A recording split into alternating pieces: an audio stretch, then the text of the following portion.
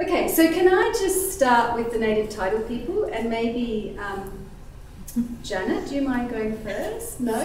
Sure. Okay. I think we're all as embarrassed as each other here. Yes, that's right. It's hard to go first. Over to you. Okay. It's kind of hard to know where to start, but I think what I'd like to know first is something from you all. If any of you would ever consider working in native title, can you let me know if you would consider? Yeah, okay, cool.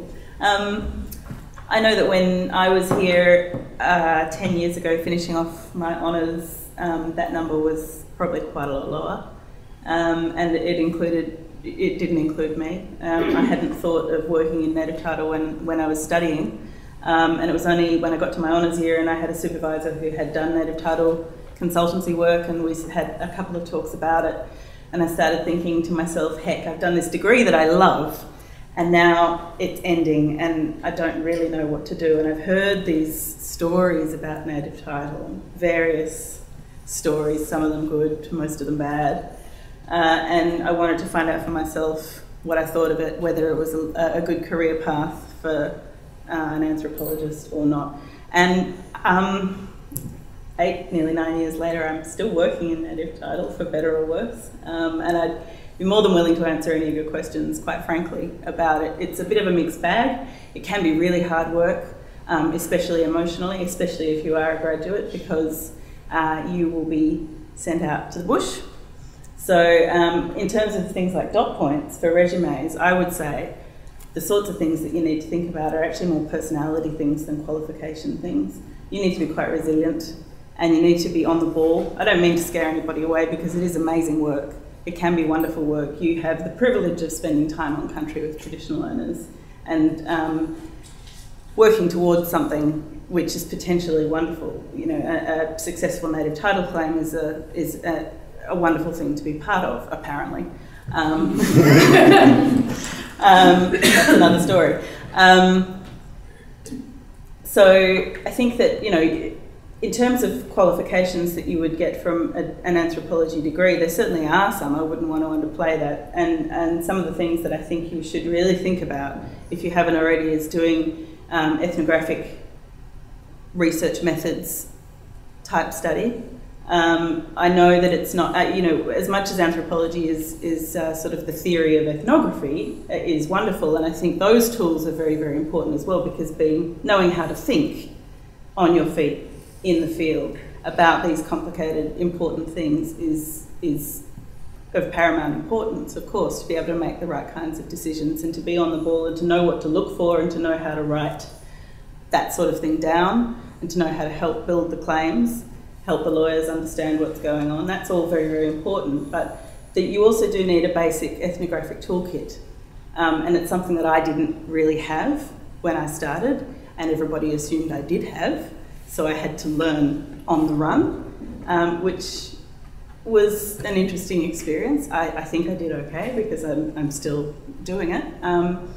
But I have been aware of a lot of people who haven't enjoyed that experience of having to learn that on the run. I know that I think there's a lot more of that focus at UWA now, which I think is a wonderful thing. So if you are thinking of going into that quite applied sphere of native title work, where you are doing that classical ethnographic role a lot of the time, you should think about those practical skills, building your practical toolkit.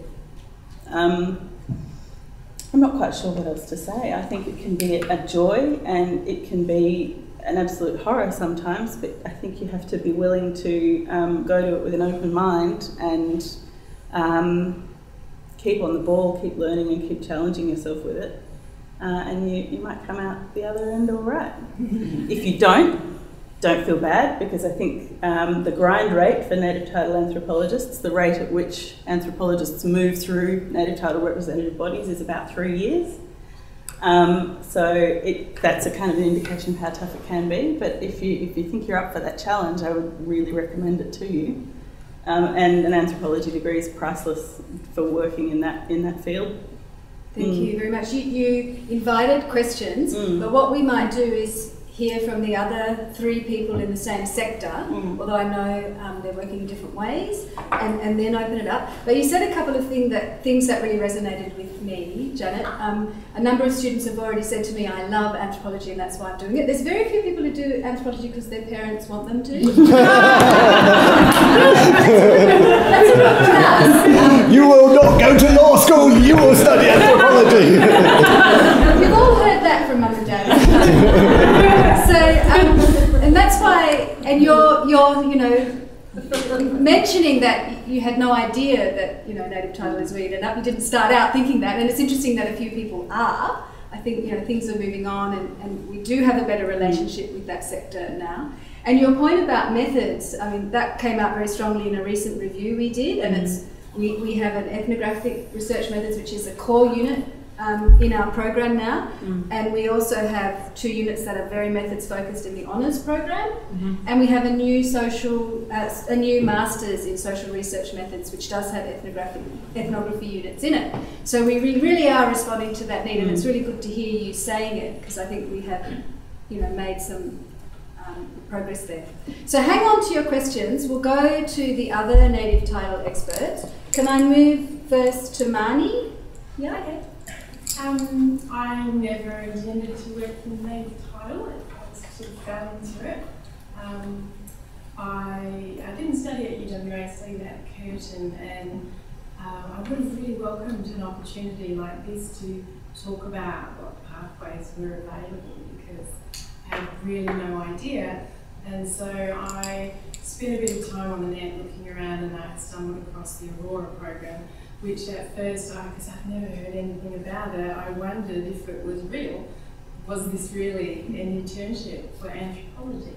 So I started looking into it, I applied, and I got in, and I managed to go and do 6 weeks at the Yamatji Wildlife Aboriginal Corporation. And it was the most fast-paced, exciting, daunting work experience that I've ever had, and I came away from it completely exhausted. And in that time, I'd applied for this job, and I was applying just as an experience of what it's like to actually apply for a job in anthropology, not really thinking that there was any chance of getting it. And so I was very shocked when I got the phone call to say yes.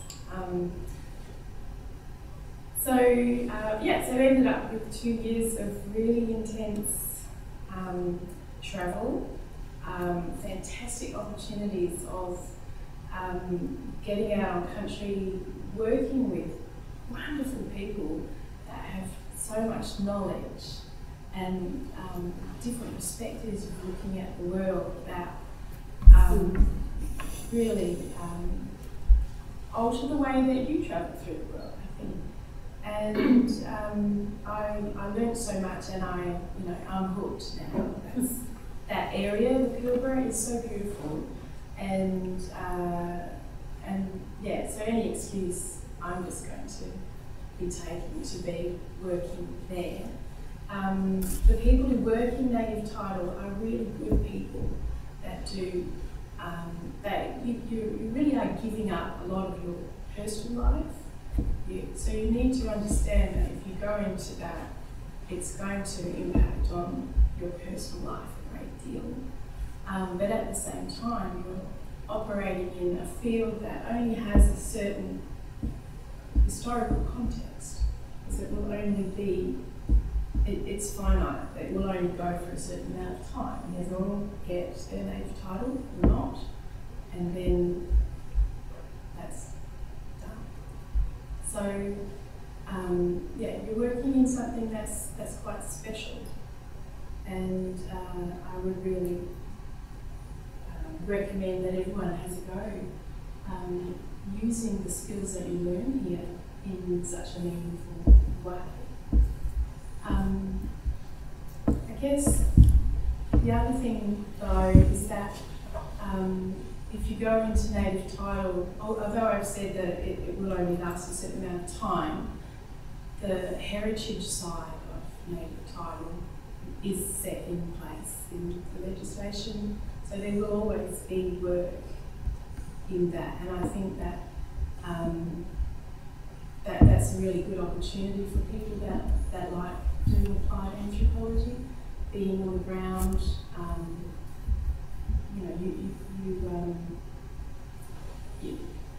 It's an interesting area because you have to learn so much about the law, the Heritage Act in WA, the Native Title Act. You have to be aware of things like different conservation, land management policies, all that sort of thing. So there's this very legal sphere that I had not really contemplated before I went into native title, which might seem fairly naive, but I thought that I would be working in native title and not so much in the heritage, but I ended up being 50-50 split.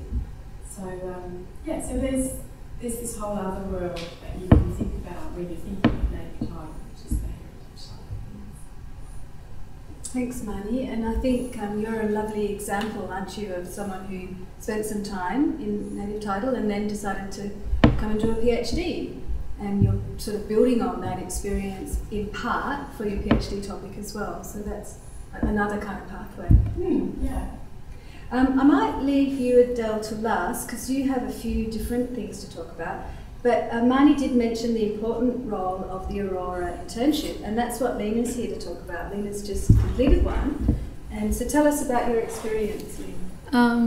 So I did an internship over the semester break just recently at Waimak in Geraldton. I don't know if you've worked there, but it was really great being in the Pilbara, just in the middle of all the action basically. And I guess I wish I'd done it in my undergrad in a lot of ways because if you're keen to get some practical experience, you definitely will get it there. So things like transcribing, which you do a bit of in honours, but you definitely do a lot of it as an intern. I also learnt how to use Aboriginal Heritage Information System, which is basically just a system online which has all the heritage sites in Western Australia, and I'm not sure if it's in Queensland as well. But so I did a bit of like recording sites for claims which anthropologists can use when they're negotiating native title. I got to accompany some interviews as well, which was really interesting to get to see like what kind of questions that anthropologists ask claimants. And I also got to go to some working group meetings, which were very interesting. I'd never quite I never knew how political everything was, which sounds very naive, but there's a lot of things that influence native title that really shouldn't have anything to do with native title. So that was interesting, and just generally getting an understanding of how the legal system works with anthropology was very interesting. And yeah, I just learnt so much, so maybe if you have questions you can just ask me. Thank you, Lena, that's great. And so our final kind of speaker on native title is Adele Millard. Do you want to tell us a bit about your experience? How much wine have you had? It's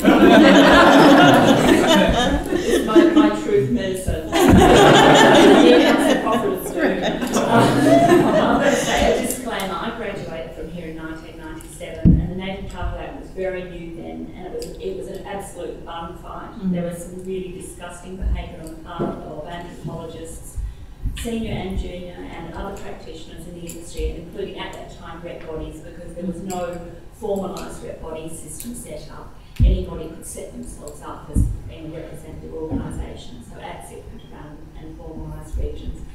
In that time, other people who graduated at the same time as I, some very good people who are brilliant researchers, have been great honest students and who are real people persons, also bailed out of the industry and went to work in other areas or went back to do postgrad study. So it was a pretty nasty era, and I had a young family. So at the end of the day, I thought they need their mum to be sound mental health. And I'd already lost a marriage through the process, so I wasn't going to lose my bananas as well. I kind of segued into other areas, and it started in market research of all places. because I worked undertaking market research during my undergraduate years. Hello, my name's Del Millard. I'm from Market Equity Market Research in West Perth, and today we're conducting a survey on insurance, that sort of thing. And that was interesting coming into it as a graduate, and considering the ethics of an anthropologist working in that sort of environment. And after doing that for about 6 months, I managed to get some work with Bega Gumbarika Health Services in Kalgoorlie. And that set me up for another 6 years living in Kalgoorlie, and I did everything from being an Aboriginal heritage consultant to working with Bega on a casual basis. Also worked as minute secretary for the WA New Zealand board there. I was on the Aboriginal Education Council, and also I was on the school council of my children's school there, and was chair of the school council. In many ways, I found that the work I was doing in positions where I wasn't formally described as being an anthropologist, including in voluntary capacity, was absolutely engaged anthropology. So, for example, when I was chair of the school council, we introduced Wonga language lessons for the children at Pennant Primary School. Had to have an extraordinary meeting of the parent community because there had been an outcry. Why can't the kids learn something more useful like French or Spanish? And we were in Wonga country. So, there were little coups there, and I also spent some time working for what was then the Department of Industry and Resources in what was then called Indigenous liaison. So liaising between traditional owners and largely with prospectors actually, and small mining companies in relation to prospecting and exploration licences, and basically culturally translating. So you've got small mining companies and prospectors who don't have a lot of money. So why do we have to spend X amount of dollars to get a heritage survey done, blah, blah, blah, blah, blah. And I would have to explain to them and try to, seduce them into the idea that this is going to be a really fabulous exercise for yourself, and it's not a matter of paying for approval. This is about establishing meaningful relationships with people who could end up being very useful colleagues to you in a working as well as in a social sense. Found myself back in Perth and continued doing heritage consulting. And heritage consulting again includes GIS mapping, includes dealing with lawyers and that sort of thing. Briefly, I worked for a royalties company, better remain nameless because I had signed a confidentiality agreement. And in that I was doing GIS mapping and negotiating native title agreements with a major mining company and traditional owners. The mining company was a JV partner. And at the same time as I was doing that, I was having to report back to the family that owned this company and explain to them, and no, it wasn't Hancock Prospecting, I hasten to that quickly. I had to sort of explain to the family why it was a good idea to sign off on an agreement to negotiate in good faith. What is that? At the end of the day, it means you're just going to negotiate in good faith, and your definition of good faith might not be the same as another person's, but at least you're saying you're going to agree to have a discussion about things.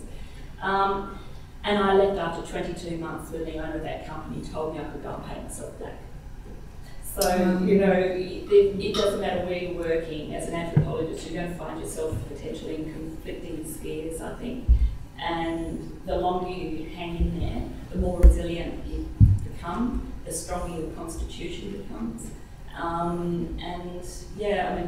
came back to anthropology. We were having this, was it yours? Yes. Was it yours discussing this with tonight? One glass of wine, she's all over.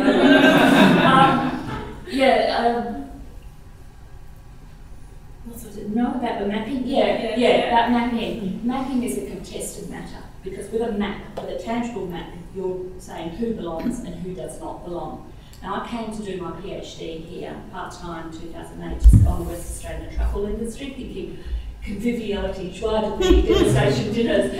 I'm going to be a happy mum now. Little did I know that the politics of that industry is just absolutely rife. It is unlike any other farming sector I've had anything to do with. And I come from a West Australian farming family.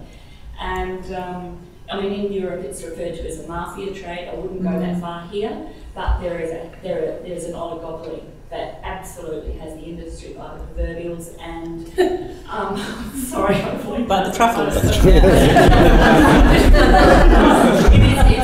a fascinating industry. It's very difficult to write about because you've got to think of the legalities of it. But at the end of the day, I think if you're documenting anything about who belongs and who doesn't belong, you need to be made of some fairly strong stuff, and the odd glass of wine helps. Difficulty writing, but you've written almost 100,000 words. I think we'll pause now and go to questions, but if you could just, if possible, focus on the native title related questions, because we'll leave the broader transferable skills one to the end when we've heard from more of the panel. So any questions? Yes, please. Emily.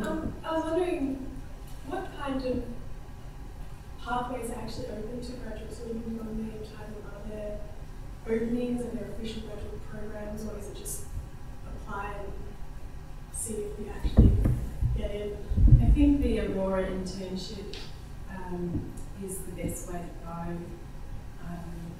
I know native title rep bodies have no money and are overworked and have no resources, and a lot of the work is done by volunteers. So that summer internship period and the winter internship period, I looked forward to, and the work is waiting. So if you can get yourself into that, but at the same time, you don't have to necessarily go through that Aurora process. You can go to a rep body and say, I'm available if you will have me, and they will no doubt snap you up. And something like that. But, you know, they really need volunteers, absolutely.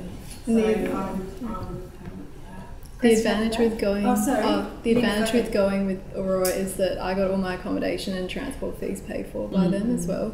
And if you're going to do an Aurora internship, I would definitely do a rural one because you get a lot more insight into what native title is. The other thing about Aurora internships is once you've done it, that you're on their mailing list, and so any job that's advertised in native title will be advertised through them, and it will come to your inbox, so you'll be aware of it. And also they run fantastic training programs all over Australia, often in Perth, and so you'll also receive updates about that, and you'll also receive information about scholarships and things like that as well, so it's a really good resource. We've got two questions, one at the back and then you. If there's one thing you could add to your undergraduate degree to help you in native title, what would it be? And if you're really brave, what would it replace? I would replace my fine arts double major, probably. That's what we like to hear. It was great fun at the time, but it hasn't been very useful in native title contexts. I would really personally look at doing an allied discipline, archaeology or linguistics, particularly. I'm actually doing a graduate diploma in archaeology right now here because I feel like I could use it. And it's given me an extra important perspective.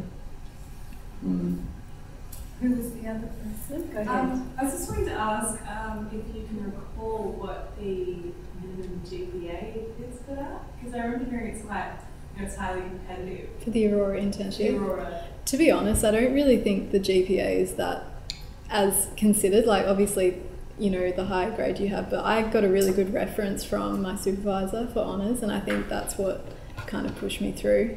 It's like they look more for your personality than That's like exactly your GPA. right. So yeah. I'd second that as well because, and this is what I wanted to say about the Aurora internships, we find them useful not just for the free labour, although I absolutely agree on that, but it's a way for us to feel out in the nicest possible way students, and for the students to get a feel of working in the rep body too. And it is a personality fit thing. Like I said before, I really can't stress this enough. You have to be resilient. You have to be able to think on your feet.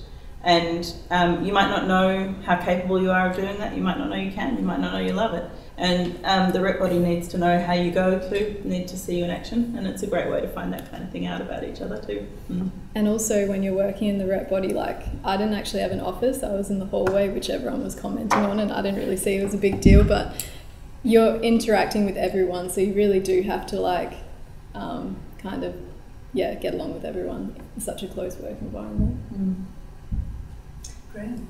Yeah, so it was mentioned a couple of times. It may be something that's a broad thing for everybody, but it may not particularly answer, but I'm not aware of a unit called dealing with lawyers, and it sounds scary. So is there any a practical example someone could quickly give of what that means? Not on camera. We'll edit this bit out. No, I'd be reasonably forgiving of lawyers. It's a very different discipline. They're interested in truth. Sorry to turn into a proper theoretical anthropologist here, but it's not that easy. And you just have to keep explaining it to them, and sometimes that is frustrating. And they will want to really closely direct your research, which is sometimes quite antithetical to the sort of thing that we're taught. Are there legal frameworks that don't exist for some things that you are trying to convey? Well, yeah, I mean, David Martin talks about the recognition space, and I think it's a useful model, but I think it's a lot more complicated than that. I was just going to say, something I forgot to mention that I did when I was living in Kalgoorlie, because at that stage I was the only anthropologist in town. I did an MBA part-time external from Deakin University, just so I could keep my academic intellect alive, not have to deal with and make sense of the world that I was in. And I found that really useful. I was able to kind of understand some of the commercial law positions that people were coming from, which made it easier for me as a cultural translating anthropologist to understand where they were coming from, and then kind of subterfuge. Yeah, that's right. Well, at the end of the day, that's what it is. It's strategy. You're really stuck in the middle a bit. You have to become a lawyer whisperer as well as a TO whisperer. But it doesn't have to be frightening and impossible. And I think the only advice that I would give is, if you are being asked to do something that you feel like you can't do, and I've done this before, dig your heels in and say, I'm not qualified to do that. I'm just linking up with what you were saying about being a lawyer whisperer, and what you were saying about having to seduce people into, understanding what you're trying to do. Oh, that's quite interesting. So it seems like, obviously people will be reluctant to hear what you have to say, but is that the most difficult part of what you have to do? I think, well, it's not necessarily. There are all sorts of. I've had to fix a broken drive shaft when I was. One day I had 7 flat tyres and 5 of them were tube changes. So, and I had spinal surgery last year. So it's not. Cleaning dried on kangaroo blood out of the bottom of the esky that's been there for 3 months in the hot shed. That's probably the most difficult thing I've done. Nothing can prepare you for some of the things that you'll encounter. With the migrant kind of ending, will jobs in native title and anthropology be reduced? Say again, sorry? So with the mining boom coming to like an end, will jobs in native title and anthropology be reduced, do you think? I think temporarily, and they reinvent it. So the cyclical nature of a capitalist market economy, things then the dull times. What is it that necessity is the mother? Yeah, exactly. There's been a massive downturn in the heritage industry. There's an awful lot of anthropologists and archaeologists out of work who have been working in that field as consultants. As a native title anthropologist, I can say that we haven't really felt it particularly. It marches to the beat of its own drum, the native title work, and isn't really beholden to the mining boom and bust cycle. Adding on to something that Marnie said before, because once there's been a determination of native title, there can be nothing happen over there. So really, once all the claims have been resolved in WA, which it could be quite soon, or it could be, then there won't be any native title. So it's kind of like, if you want to be part of it, maybe now's the time. Could say that. That's what I was told by some of the anthros. We'll take one more question on native title, and then we'll move on. But there'll be time later to do. How important would or is postgraduate study to furthering or establishing your career in native title, just generally? I was advised that if you they will only look at people who've done their honours research program. And they look very closely at that. So I would recommend that if you're interested, go into the honours. Having said that, I do agree with that, but having said that, I'm not aware of anyone who's actually read my honours thesis, apart from me, a long time ago. I don't have a PhD qualification. I know that some rep bodies prefer PhD qualification now because theoretically you've done field work, you've done ethnography, and then you've written it up, which is presumably the skill set that you need when you're doing native title work. But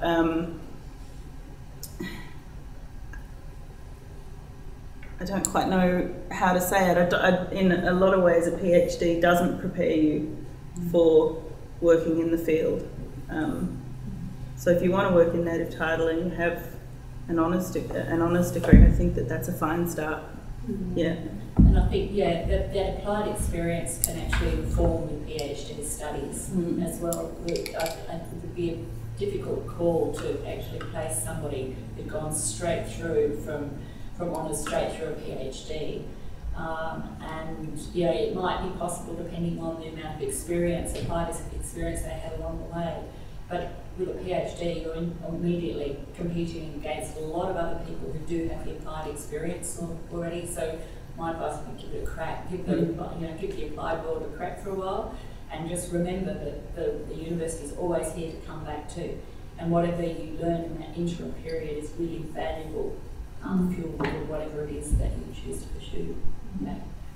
I think that's a nice point on which to segue to hear about some other pathways.